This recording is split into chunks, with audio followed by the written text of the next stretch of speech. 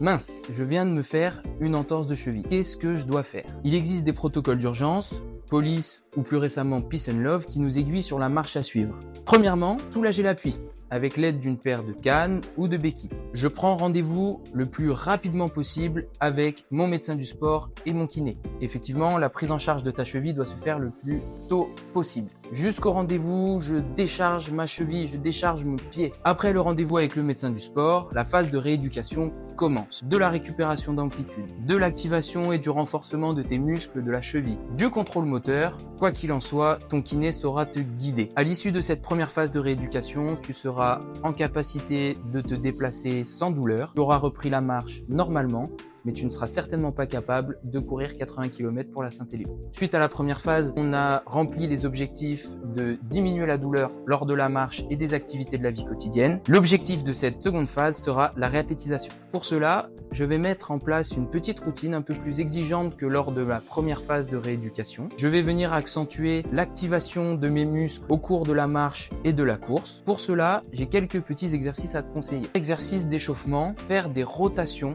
les plus lentes et les plus grandes possibles pour balayer toute l'amplitude de ta cheville, pour solliciter chacun des muscles dans chacune des amplitudes. Le premier exercice, ce serait de venir marcher en ligne droite sur la tranche du pied. Le deuxième exercice serait de venir courir sur la tranche du pied.